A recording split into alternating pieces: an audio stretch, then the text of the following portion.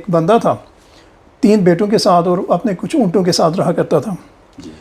تو جب وہ بوڑھا ہو گیا اس نے سوچا کہ اب میں مر جاؤں گا تو بعد میں یہ نہ ہو کہ میرے جو بیٹے ہیں وہ اونٹوں کی تقسیم پہ آپس میں لڑ پڑیں. تو اس نے ایک ان کو وصیت کی. اس وصیت میں اس نے ان کو فارمولا بھی بتا دیا کہ کس طرح سے آپ نے ان اونٹوں کو تقسیم کرنا ہے.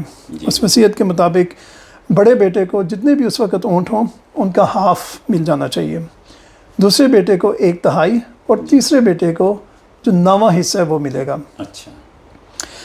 اب جب اس آدمی کی وفات ہوئی تو بیٹوں نے اونٹ گنے تو اونٹ تھے 17 اونٹ تھے. اب جو 17 کو انہوں نے تقسیم کرنے کی کوشش کی 2 پہ وہ نہیں ہو سکتے تھے, 3 پہ تقسیم کرنے کی کوشش کی وہ بھی نہیں ہو سکتے تھے, 9 پہ تقسیم کی تو 17 جو ہے وہ 9 پہ بھی تقسیم نہیں ہوتا تھا.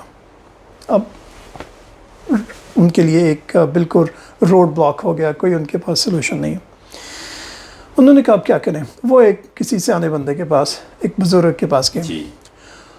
اس آدمی نے ان کا مسئلہ سنا اور وہی آپ کی ملی بات کے مشورے کے لیے گئے. تو اس بندے نے کہا کہ میرے پاس آپ کے مسئلے کا حل تو نہیں ہے لیکن میرے پاس ایک ایکسٹرا اونٹ ہے وہ میں آپ کو دے دیتا ہوں.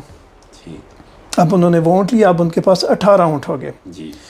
اب 18 اونٹوں کو جب انہوں نے 2 پہ تقسیم کیا تو پہلے بیٹے کو 8, جب اس کو 3 پہ تقسیم کیا تو دوسرے بیٹے کو 6, اور جب تیسرے بیٹے نے اس کو 9 پہ تقسیم کیا تو اس کو 2 اونٹ مل گئے.